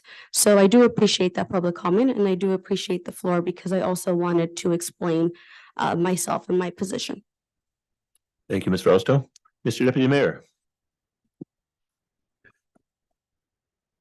So first, I want to thank Mr. Sanchez for, stepping up these past 2 weeks. I know it's a tough position, a lot of work to be done, but thank you for that. And Chief Lehman also for, taking charge and stepping in as an interim city manager. Hopefully no more than 6 months, but we'll see. Also, I know we have a staff and council retreat. I would like to know from Mayor if it was okay, we invite HLA. They have a lot of knowledge with different grants. I was talking to one of your colleagues at the YV cog, the recent elected. And he has a lot of knowledge on different grants out there available, so that maybe, they could be there and see what council wants to move forward with. And that is it. And, the rest of the staff, thank you for everything you guys do on a day-to-day basis. And, it's very appreciated. Thank you, sir. Sorry. Nothing at this time. All right. Well, I have a couple of things. Last couple of weeks, obviously, involved a little bit of shifting of gears for myself. I spent a fair amount of time at City Hall talking with staff and our leadership team, and I want to publicly express my appreciation for our staff. I have had opportunity to spend time with them in a different aspect than what I normally do, and seeing the amount of effort they put into their work, the time, the dedication, the commitment that they have to the job that they do, I am once again thoroughly impressed with the folks that we have working in our city. We are blessed to have these individuals, and I thank you for your hard work and your dedication. You were shocked, surprised, dismayed perhaps, but yet you carried on and you took your job seriously. You continue to take your job seriously, and I'm very grateful for that. And I just wanted to make that publicly known that I am thoroughly impressed with you all. Second, I have received an invitation to the YV-COG General Membership Meeting last week and attended as mayor, and ran into a little bit of a troubling situation where there was a quorum of council present, and that was not publicly noticed. And that was an error on my part. I got my invitation the night before and decided, yes, I should go. And then there was a quorum. So what I did immediately, and I want to make this publicly known, is I informed the leadership of the YV-COG. I informed the president of the YV-COG. I informed Commissioner Lindy, and all of us together worked together to make sure that there was not a quorum of Sunnyside City Council members sitting together. There was not a quorum of council members who spoke together at any time. We kept an eye on each other, and we had those keeping an eye on us. So I can assure the public that there was no improper behavior going on, even though we accidentally had a quorum. There was no intention for that to happen. But want to make sure that everyone is aware that we were extremely careful on that one. So, and we will work to prevent that happening in the future. That one kind of surprised me. And all of a sudden I saw a quorum in place. I was like, oh, we have a problem. So we will try to do better in the future. All right. A couple of comments were made by a member of the public and also a member of the council talking about an issue with counselors. And I just want to remind counselors that we are in fact private citizens, but when we are elected to public office, in the eyes of the public, we're not really private citizens anymore. Everything that we say, everything that we do is observed, watched, commented on, and we need to be very careful. There are things in Sunnyside that I do not participate in because I am an elected official. There are things that I do not say because I'm an elected official. Some of you in the audience may have noticed that on your comments on What's Up Sunnyside or in other places, I don't necessarily respond. In fact, I don't respond. I do not respond in any way, shape, or form to public or to comments on Facebook or any other social media. There are times when people send me emails, and sometimes I feel it's very important that I respond to the email. Sometimes I think it may be better for the peace of the community to not respond. And I just want to remind counselors to be extremely careful in your activities. Think it through very carefully. Yes, you are absolutely a private citizen and you have not given up any of your rights, but be careful about using city email or any other city-owned property in communicating to anyone. Remember, if you use your city email, you are communicating as a city council member, not as a private citizen. So I want to encourage you to do that. Even if it's on your private email, please do not sign your name as a city councilor. You are then operating as a private citizen. So we need to keep that apart and just be very aware of that. You are a public official and you are a very public person now, whether you like that all the time or not. And sometimes I have to admit it's not always great to be a public official because everybody is watching. All right. And on the question about HLA attending our retreat, council, is there any thoughts or feelings on that? I know it's a little bit out of order, but at the same time, I think it's appropriate at this time. Ms. Hart. I'm not sure. I think that most of the time, the staff has a pretty good handle on what projects we're doing, and that would be, I believe, in Mr. Martin's preview to talk about what projects we're doing and in the Public Works Department as well.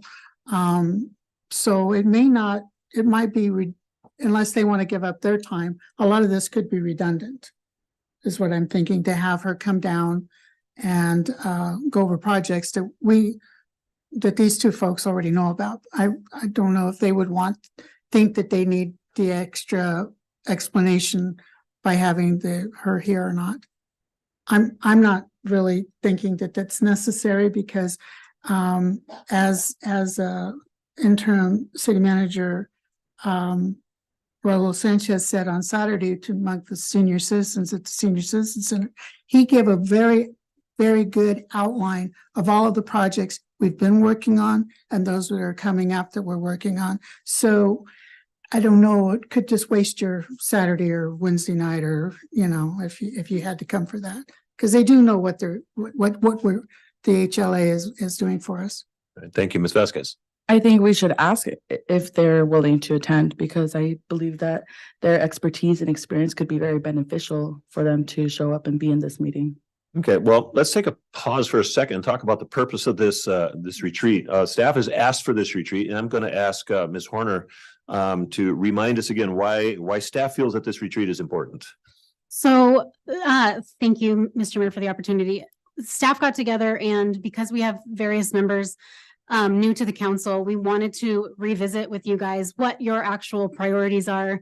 The council, we know, that put the budget into place is not necessarily the same council that sits here. So staff really needs to get with you guys and figure out exactly what your vision for the future is, so that we make sure that we're working as staff members in the right directions and not based on information that's no longer valid. So we kind of wanted to go through each department and our priorities, what kind of things we're working on, and see if there are other priorities of council that we haven't been addressing that we should be addressing, or vice versa, if there's something that we are working on that this council wants to decide is no longer a priority for us. So that's the goal. Okay, so then we have to ask ourselves, is it important that HLA be there in order to meet that goal of that retreat? And that's the question. And I know if you've already spoken, I'm going to ask you to not, and this will give other people an opportunity to speak at this point. Mr. Deputy Mayor, looks like you've got something you wanted to say. So that's one of the reasons. So they can listen to our priorities, and they could, if a grant comes, available, they could, hey, this is something that City Council in Sunnyside was talking about. Let's bring it to them. I know that your colleague, I met him at the dinner, and he said that he's never heard from council what their priorities were. So then they don't know what kind of grants, to look for. So it could be a good opportunity for them to listen to council's priorities. Okay, other comments? Let's give other people an opportunity, Ms. Vasquez. Ms. Frausto. I was just gonna echo Deputy Mayor. I always think and believe, actually, I believe that conversation, when we're in together and having conversation about where our priorities are and getting people on the same page, it's always beneficial to our overall objective. So I don't see it as repetition. I just maybe see it as restating and revisiting, and getting us all on the same page going forward. And I think that's very much what we need at this point in our scope of work. Okay, and then Ms. Vasquez, you wanted to speak. Yeah, and I believe that it's very important to start connecting things that have been disconnected. That way we can approach all the opportunities and grants and anything that can be used to benefit the city and our upcoming goals and priorities. So I would really appreciate it if they are willing to attend. That would be great. Okay, well, I'm going to ask Mr. Sanchez, in his role as Public Works Director, do you feel that it would be helpful to have HLA present in that retreat, sir? Okay. So, sorry to put you on the spot like that. No, I just want everybody to understand that in the day-to-day work that we do with HLA, we are always going over any project that we talk about.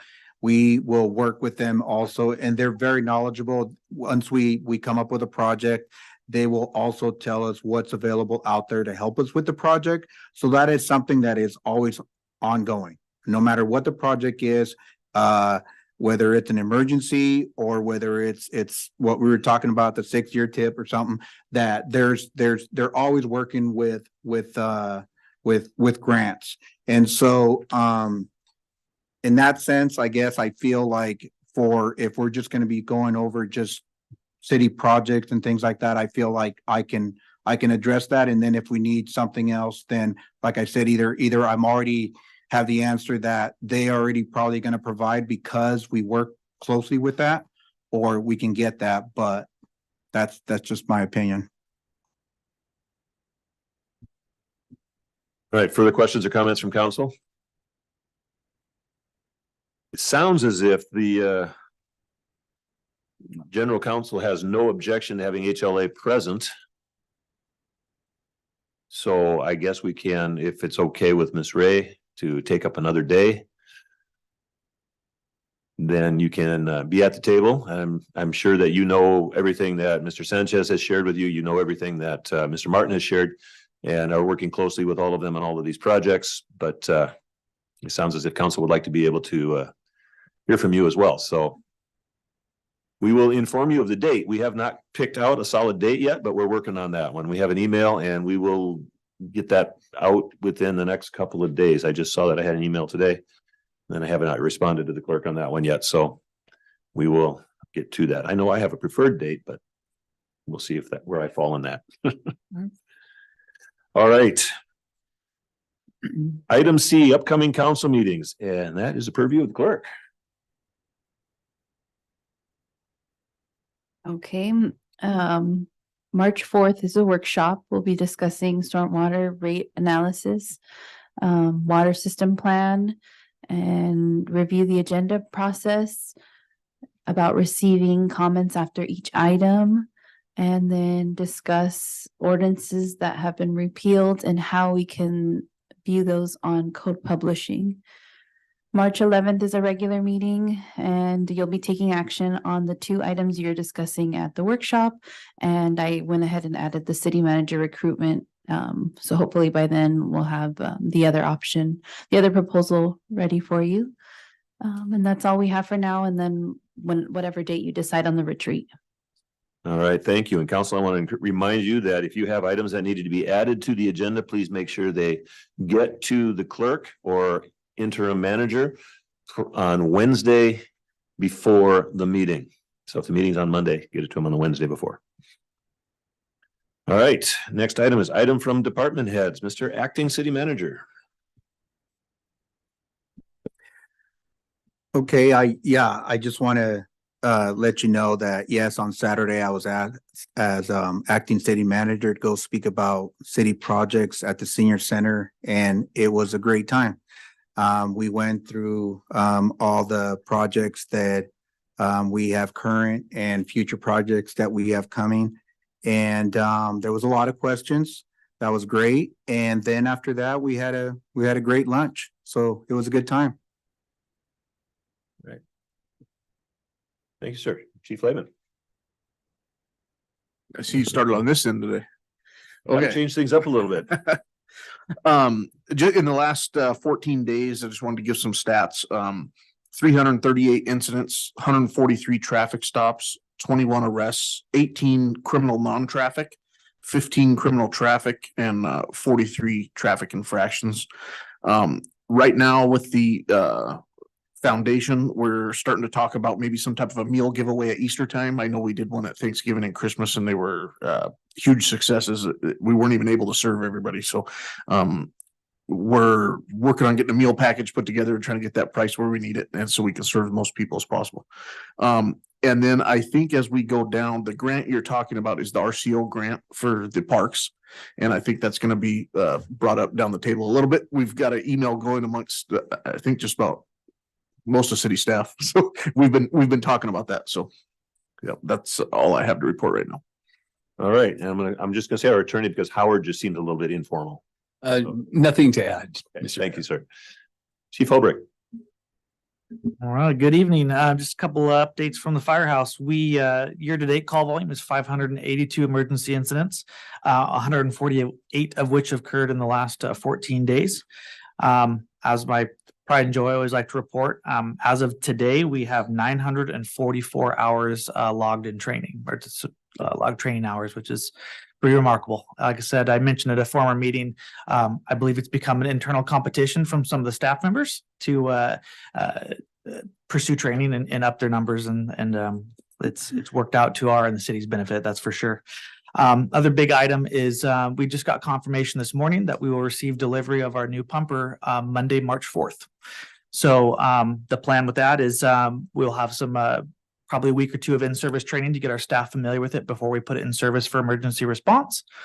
But once those in-services are completing, we wish to participate in what we kind of refer to as a push in the pumper, which is a long-standing fire service tradition of quite literally what it sounds like. We push the engine into the bay. So we would welcome council, any members who'd like to be present. It's kind of a pretty big celebration for us. So anybody who would like to be present, we'd love to have you there and witness us pushing in the new pumper and having it in service. Please make sure that we're all included on the emails and kept up to date, and so that we can all be there if it's possible, because those types of activities are just amazing. Absolutely. Once we get our, since we were just notified of the delivery this morning, we have to get our in-services scheduled. And once we get that done, we'll have a really good idea of when this will occur. So I'll make sure everybody has notice to hopefully be present and have a good showing. So we appreciate that. Awesome. Thank you. Mr. Martin. Okay. I have a handful of things for council tonight. So I'll start with this one right here. So on the 14th, I attended a meeting with the Yakima Homeless Coalition. It was their regroup. We talked about the inclement weather that we had this past year, and we went over some different statistics and different roles with the county and the various cities and the various providers throughout the county. And just, best practice takeaways and what we can do for next year during inclement weather, and then even possibly programming for extreme heat as well. So that's something we definitely need to take into consideration. Anyways, moving forward, I know that there were some community concerns brought up during these public comments about paying for the various services at the community center. Through attending these meetings and these regroups, I think there's a better way to handle that next year, working with various organizations like Camp Hope, who we just have to work with Camp Hope, coordinate properly with them and Yakima County. And then during those events, we can call them down here. They'll have trained staff to staff the community center, and then they would work with Yakima County on any sort of reimbursement. So we can hopefully have that handled for next year and moving forward into the future, as to not necessarily use city staff and city resources for that. And then we had a small business meeting, a small business resources meeting just the other week. And we had two sessions, one in the afternoon and one in the evening. We went over various, it wasn't, we didn't go, we kind of stayed at a 20,000 foot level. But overall, I would say there was a pretty good turnout at both sessions. We had pretty good community participation.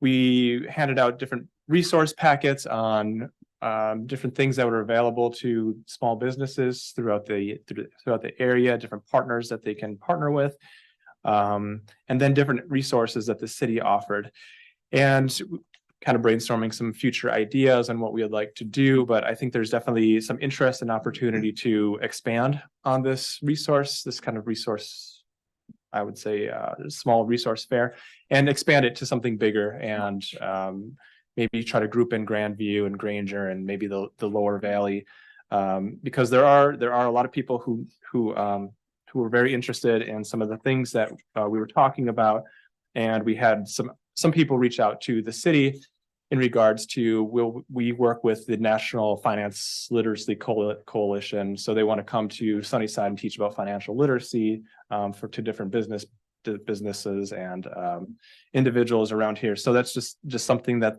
they're a nonprofit. That's what they do. I think we can work with them in expanding that and moving forward. So next, I would like to just talk about some of our analytics. So since the beginning of the year, we've had 51 records created, 122 inspections done, 49 permits issued, and approximately $20,000 in revenue collected. For some reason, February has also been just the month of graffiti. I don't know if if it's been the warm weather, but buildings have been getting tagged extremely regularly.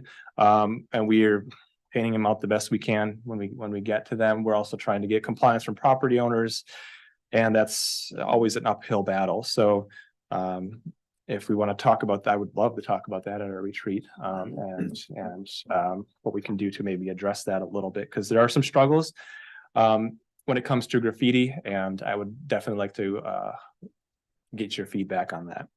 And then finally, you'll be seeing we have an interlocal agreement with the Port of Sunnyside on some right-of-way improvements for the Midvale Business Park that pertain to water, sewer, right-of-way, and road improvements.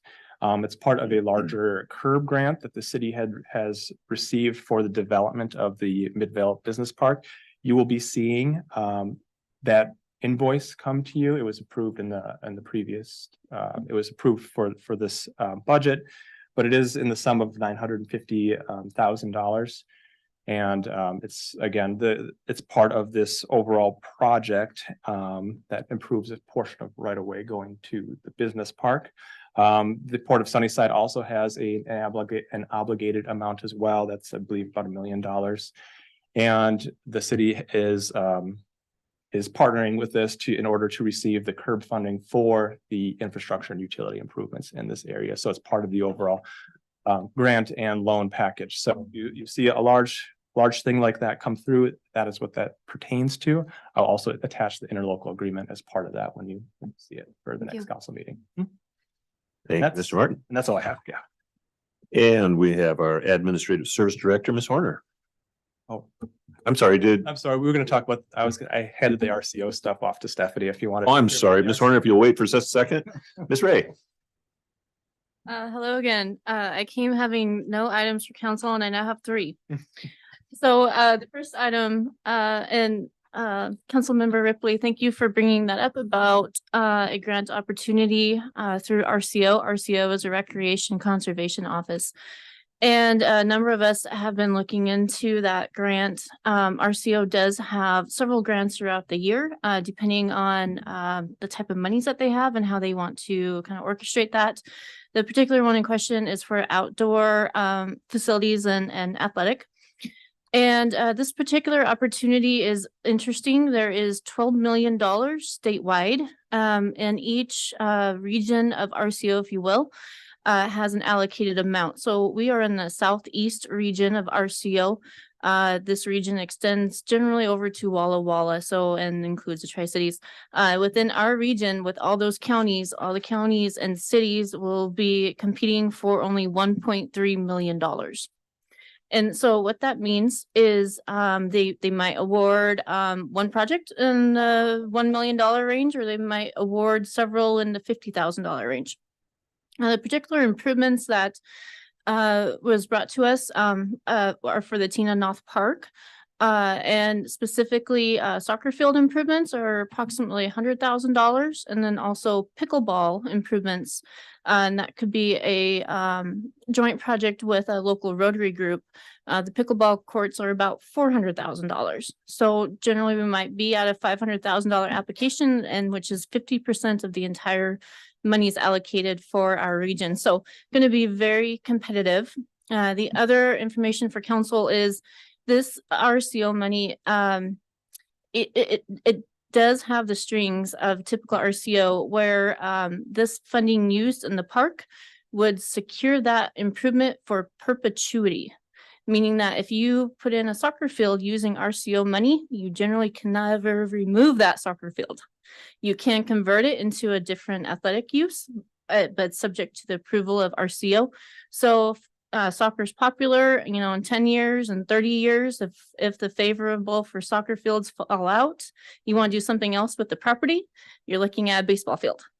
So keep that in mind, that you can't really ever redevelop that property.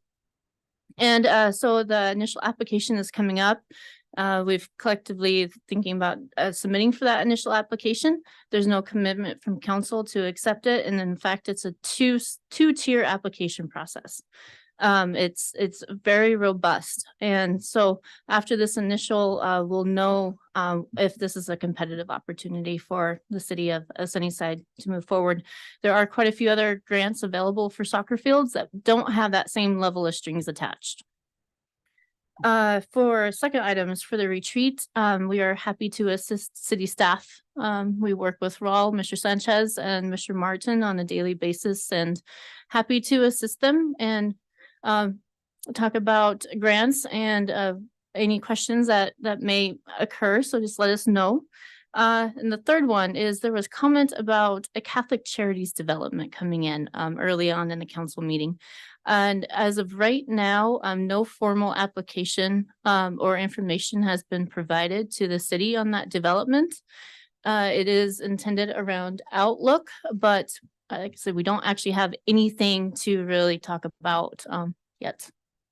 And I would encourage you if you attend the meetings or anything like that, I would encourage you to not talk to each other about the project or talk, because this will be going to the planning commission, and not talk to any planning commission members or even friends of planning commission members about it at that time, because we generally we want this to be, we do want the due diligence to be fair. So I've just put that in front of you at this point in time.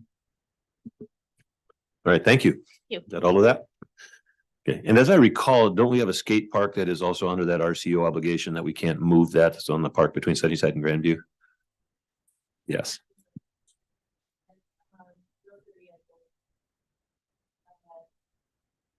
If we know that this is the improvement that we want, then, no issues moving forward, but, keep in mind, RCO is typically in terms of a lifespan of a project. So, soccer field, 50-ish, years. So it is difficult, but it's also a good funding source to consider.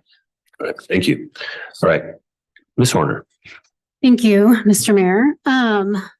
I would just like to start with addressing just a couple of the public comments before I get into my report. I am happy to hear that Ms. Dolan will be making an appointment with me to go over some of this stuff. I'm happy to do that. There are a lot of increased expenditures in our technology fund, and a lot of that has to do with deferred maintenance and deferred upgrades that were not made when we were when we had a contract with Yakima County.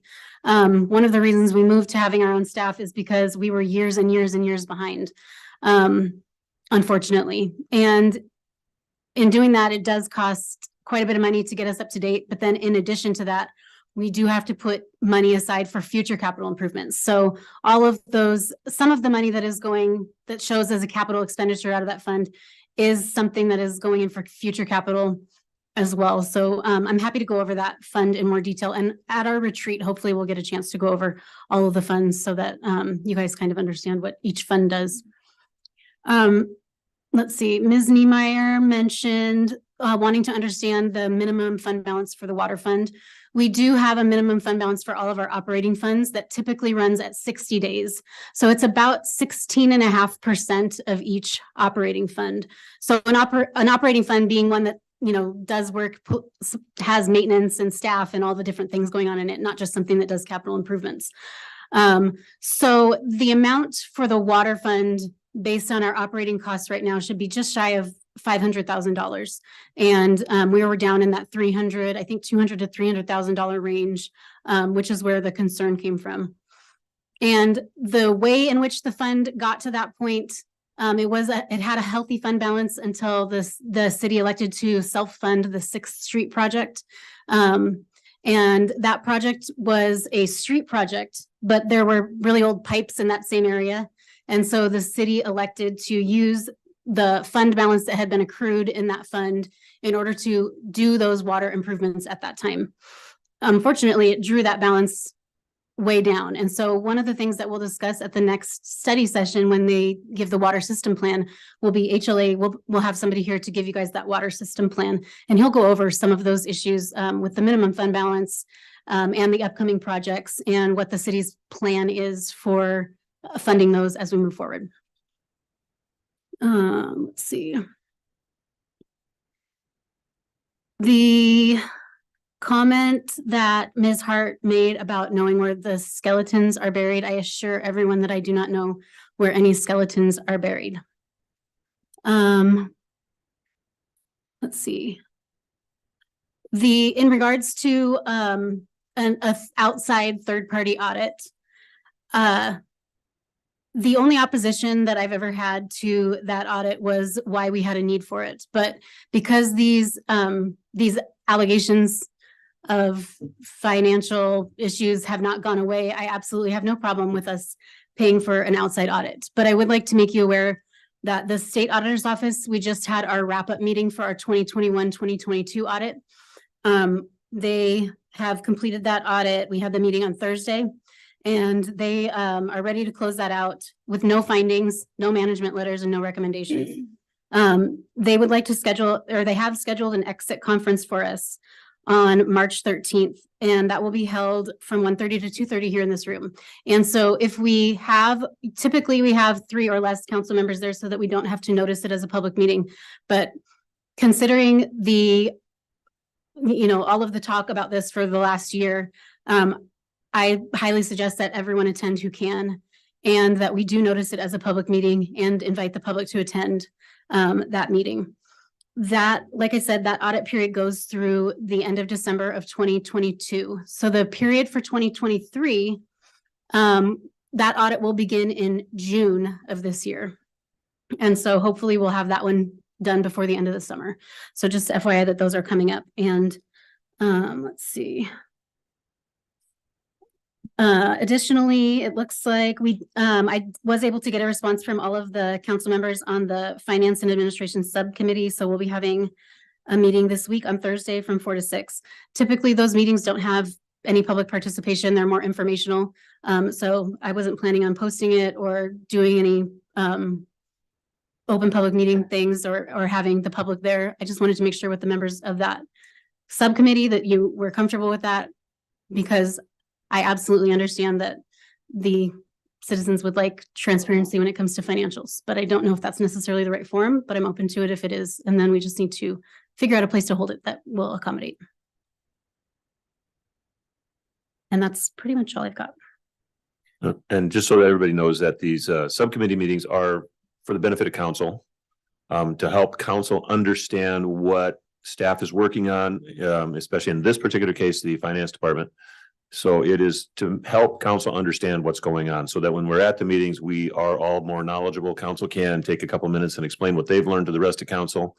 And sometimes when you do that, staff is nodding agreeably, saying, yes, you got it right. And other times they're shaking their heads vehemently, saying, no, that's not really, you didn't understand it the way, or I didn't explain it the way that you seem to understand it, or something like that.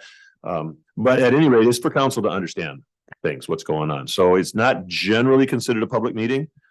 And it doesn't usually have to be noticed because there's only 3 members of council on those subcommittees. So, but if there is a strong desire from council members that they would like to have the public present to listen, remember the public will not be able to comment on this, but they can listen, then please inform Ms. Horner and we can make provisions for that. And I'm sorry, I did miss one other note that I had on here to make a comment. Somebody meant, I don't know if it was Ms. Niemeyer, Ms. Dolan, or perhaps Ms. Moore in the comment section about the fund numbers being different. This is correct. There are certain funds on our budget that you'll see that that actually are all sub funds of a different fund. And so when I started here and was working on the budget for 2022 is the first year that I was in charge of that budget. And I questioned why we were including sub funds on our ordinance, because they're not actually recognized funds by the state. So we removed those and we rolled them all together for the budgeting purposes so that it matches our annual reporting, and that there's no discrepancy between what funds are listed in the annual report for the state and what funds are listed on the budget. So for example, if someone were to look at the 2021 budget next to the 2022 budget, they may see a fund 410, a fund 415, 416, and those those 15 and 16 are sub-funds of that 410. And so they all roll together. That's all the water fund.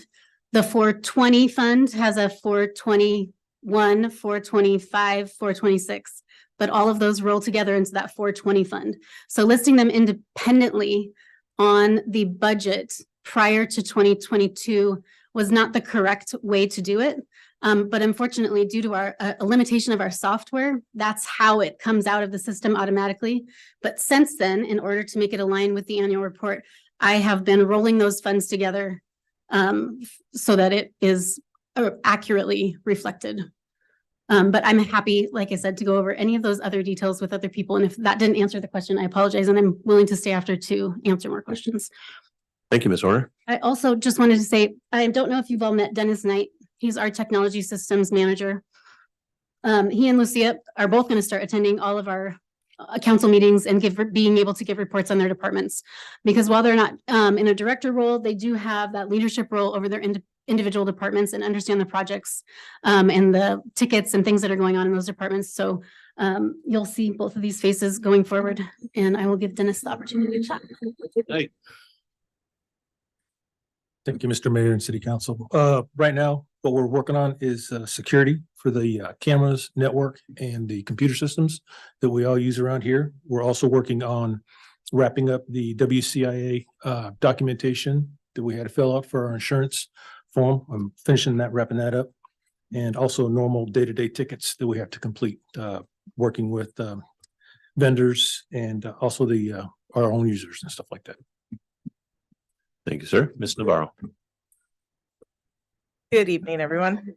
Just a brief report for recruitments here in Sunnyside. So we are actively filling several roles here at the police department, as well as some roles will be filled here shortly in public works.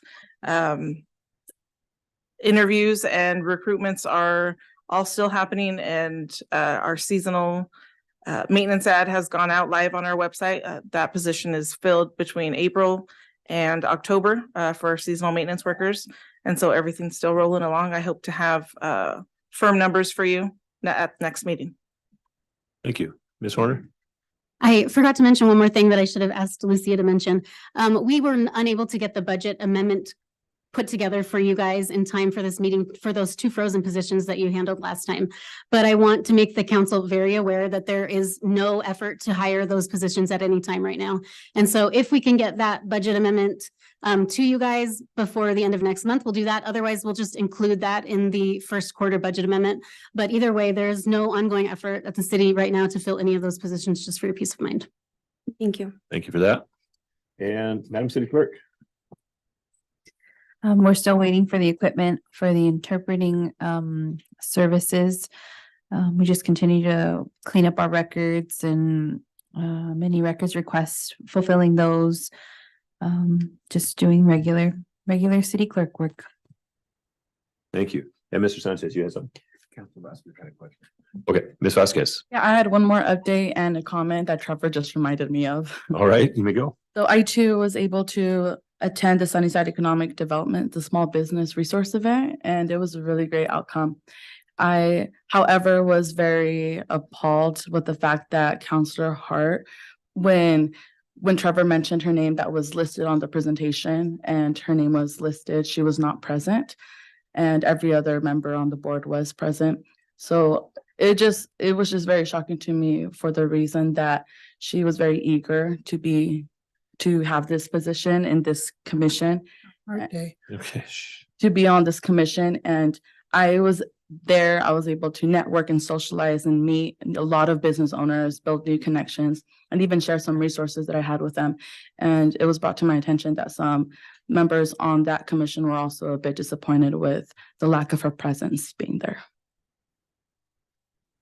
Thank you, Ms. Vasquez. All right, so that is all of our items from department heads. And our next item on the agenda is an executive session set to last for 20 minutes. As it pertains to RCW 42.30.110 parentheses 1I to discuss with legal counsel representing the agency matters relating to agency enforcement actions, or to discuss with legal counsel representing the agency litigation or potential litigation to which the agency, the governing body, or a member acting in an official capacity is or is likely to become a party, when public knowledge regarding the discussion is likely to result in an adverse legal or financial consequence to the agency. And I don't see here if action is expected or not. I'm assuming not. Okay, we'll say action is not expected. And so we will ask the audience to step out, please, all those not involved in this, and you may wait out. We will invite you back in afterwards if you so desire. I'm pausing the recording. Hey, Manager G.